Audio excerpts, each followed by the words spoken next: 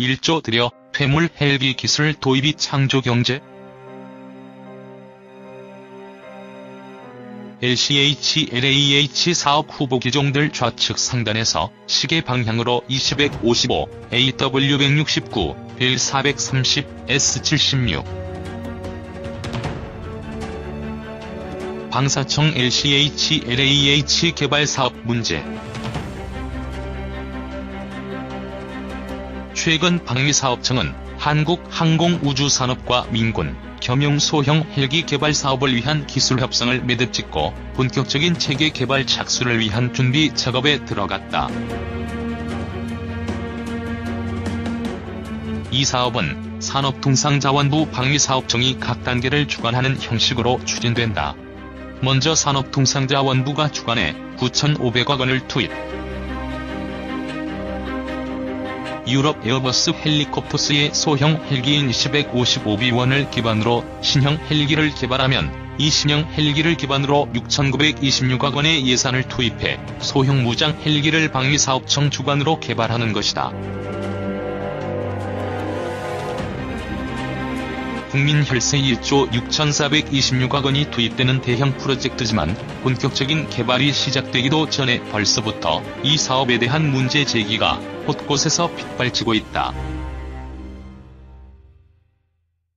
자칫 잘못하면 민수용은 개발비도 건지지 못하고 망할 가능성이 높고 군용 소형 무장 헬기 역시 수출은 고사하고 한반도 전장 환경에 적합하지 않은 애물단지로 전락할 가능성이 높다는 관측이다. 최저가 집착, 곧 단종될 모델 선정. 당초 이 사업의 해외 협력 업체로 도전장을 내밀었던 기종은 4개 기종이었다. 에어버스 헬리콥터스의 255B1, 이탈리아 아고스타 웨스트랜드의 AW169, 미국 시콜스키의 S76, 미국 벨의 벨 432 그것이었다.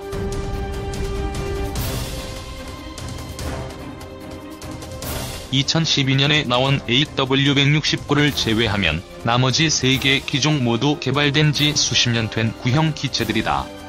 이 255B1은 1975년 개발된 AS365 기종을 개량해 1997년에 나온 기체였고 S76은 1977년, 벨 430은 1995년 등장했다.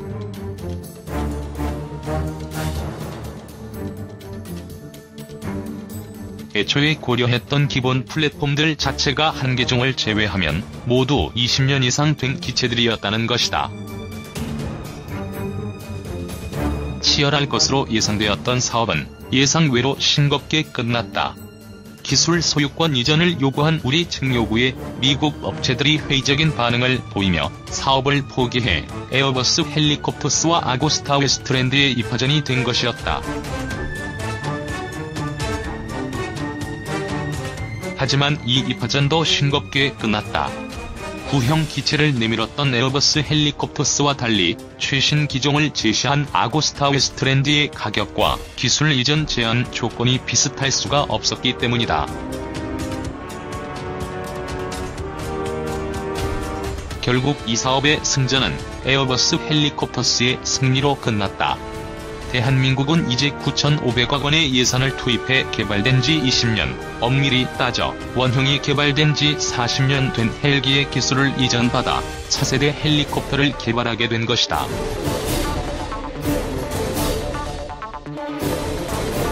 (1조 원) 대비용을 들여 구형 헬기 기술을 들여와 차세대 헬리콥터를 개발하는 것은 이번이 처음이 아니다. 현재 육군에 전력화되고 있는 KU-H1 수리온 역시 1977년 개발된 AS532U 국어를 원형으로 1조 3천억 원을 들여 개발한 바 있기 때문이다.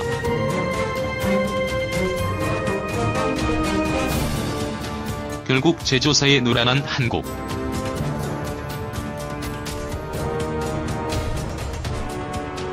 주목할 만한 것은 우리나라의 LCH-LAH 협력 업체로 선정된 직후 에어버스 헬리콥터스의 태도이다. 이 회사는 지난 3월 3일 미국 올란도에서 E255의 후계 기종 H160을 발표했다.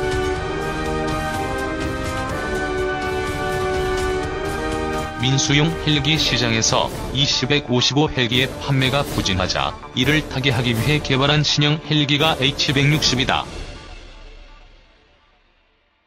영국의 항공우주산업 분야 전문 컨설팅 업체인 AFC의 항공분석가 벤 체프먼은 시장에 나와 있는 다양한 기종들과 비교해 20-155는 너무 낡은 설계이고 새로운 기술이 등장하면서 시장에서 수요를 잃었다고 지적했고, 미국의 항공 전문지 비즈니스 제트 트래블러 역시 이 헬기는 조종 반응성이 늦고 엔진 성능이 떨어지며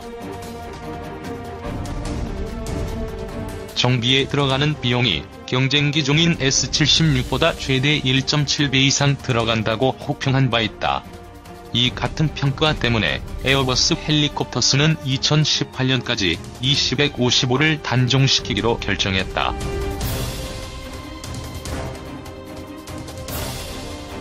에어버스 헬리콥터스의 20-155 후속 기종 H160. 요컨대 에어버스 헬리콥터스가 자사의 도태기종 설계를 한국에 비싼 값을 받고 떠넘긴 뒤 여기서 챙긴 돈을 자사의 신형 헬기 H160을 개발하는데 보태 한국의 LCH가 시장에 나올 시기보다 한 발 앞서 더 강력한 성능의 경쟁 기종을 시장에 내놓는 상황이 펼쳐지고 있다는 것이다. 20-155는 이미 시장에서도 낙후되고 낮은 성능을 가진 것으로 평가되어 도태되는 기종이다. 이 기종을 기반으로 신형 헬기를 개발하더라도 이미 쟁쟁한 업체들이 선점하고 있는 레드오션인 민수용 소형 헬기 시장에 LCH가 진입이 가능할까? 무엇보다 LCH 개발을 지원하면서 LCH에 대해 누구보다 잘 알고 있는 에어버스 헬리콥터스와의 시장 경쟁에서 이길 수 있는 확률은 몇 %나 될까? 중국은 이미 1980년대에 20-155의 원형인 AS365를 기반으로 20-155와 동급인 WZ9 헬기를 개발해 실전에 배치하고 후속 기종 개발을 서두르고 있다. 중국군을 이내 전술이나 쓰는 낙후된 군대라고 비웃으면서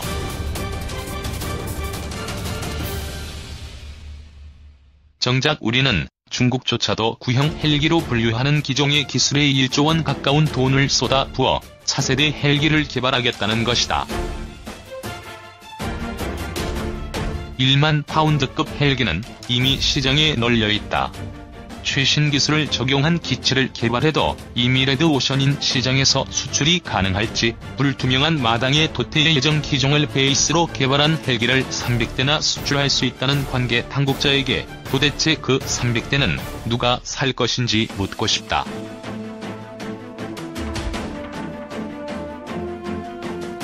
소형 무장 헬기 2020년 등장 즉시 퇴장 예고. 민수용 헬기 LCH도 문제지만 더 큰 문제는 이 LCH를 기반으로 개발될 소형 무장 헬기 LAH이다. 이륙重량 1만 파운드, 즉 4.5톤급의 이 헬기는 우리 군의 500MD 헬기를 대체해 약 200여 대가 배치될 예정인데 완성품 LAH가 나올 시기는 2022년이지만 이 헬기는 등장과 동시에 시대착오적인 헬기 딱지가 예약되어 있다.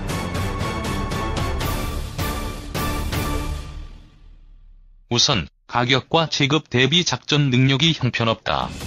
베이스 기체인 20-155B1의 기체 중량은 약 2.6톤, 최대 이륙 중량은 약 4.5톤으로 최대 1.9톤가량의 적재가 가능하다. 그렇다면 이 1.9톤으로 무엇을 할 수 있을까?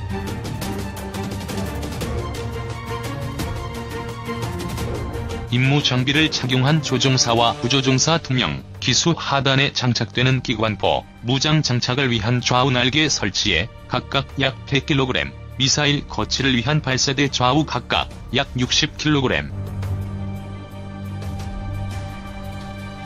대전차 미사일 조준을 위한 조준장치와 생존성 향상을 위한 전자장비와 체프 플레어 등의 장비 등 무장을 탑재하지 않아도 700kg가량의 중량이 추가된다. 여기에 20-155의 표준 연료 탑재량 332갤런을 싣고 나면 탑재할 수 있는 무장의 양은 약 200에서 250kg 안팎이다.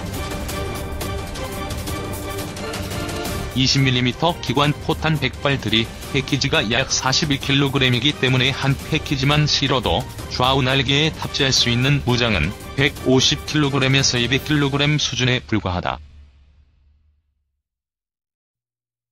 즉, 기관 포탄 100발과 대전차 미사일 4에서 6발 정도만 탑재하면 최대 이륙 종량에 도달하기 때문에 추가 인원 탑승이 불가능해지거나 추가 탑승을 위해서는 탑승한 인원의 몸무게만큼의 연료를 포기해야 한다.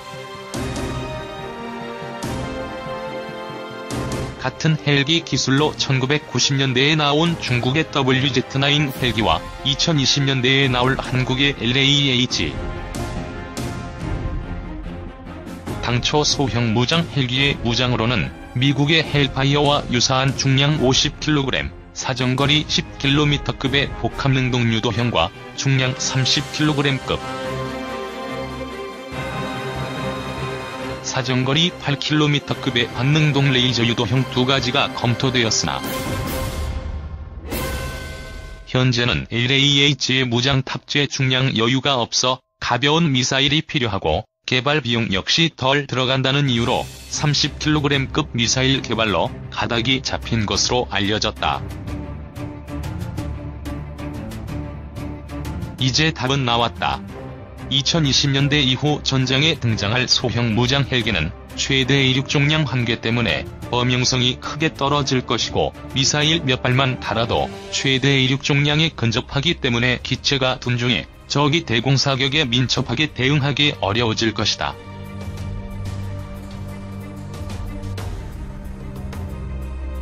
탑재하는 대전차 미사일은 북한의 기계화부대와 함께 작전하는 SA-13 지대공 미사일이나 85mm 이상급 대구경 대공포보다 사거리가 짧고 명중할 때까지 조준 상태를 유지하고 있어야 하기 때문에 전장에서 LAH의 생존성을 크게 떨어뜨릴 것이다.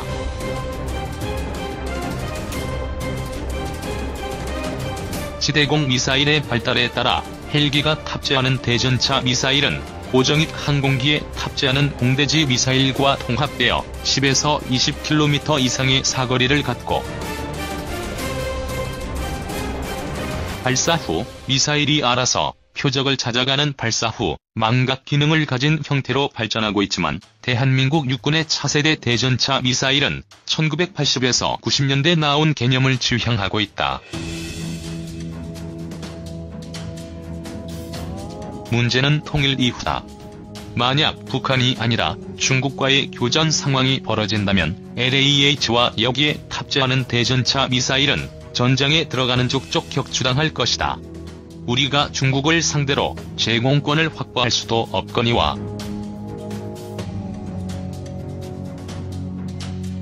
LAH 같은 헬기는 강력한 지대공 미사일 체계로 무장한 중국군 지상부대에 접근할 수도 없다. 등장하자마자 시대 역행작으로 비난받을 LAH가 이런 형상이 된 것은 전적으로 정부의 무능력과 안이한 사고 방식 때문이다. 당초 군은 500MD 공격형의 대체로 전용 무장 헬기를 개발한다는 구상을 가지고 있었지만 개발 예산 확보 문제를 놓고 골머리를 앓고 있었고 여기에 제대로 된 시장 조사도 없이 잘만 만들면 300대 이상 수출할 수 있다면서 민수용 소형 헬기 개발 사업을 소형 무장 헬기 개발 사업에 우겨 넣으면서 사업이 산으로 가기 시작했다.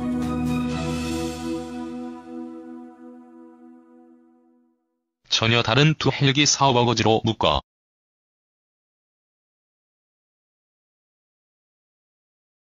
비슷한 방식으로 사업을 진행했던 인도는 DHRUV라는 헬기를 개발하고 여기서 러드러로 명명된 소형 무장 헬기를 개발했지만 주력 무장 헬기로 사용하기 적합하지 않다는 판단하에 도입 물량을 대폭 축소하고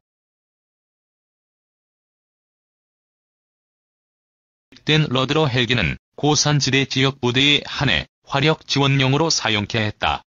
그리고 별도의 전용 무장 헬기 LCH를 개발했다. 인도의 LCH는 인도 육군이 도입할 AH-64E 아파치 가디언과 인도 공군이 운용 중인 미-35와 같은 대형 공격 헬기 대신 육군의 각 부대에 배속되어 공중 화력 지원 수단으로 운용될 예정이다. 우리의 소형 무장 헬기와 비슷한 개념인 것이다.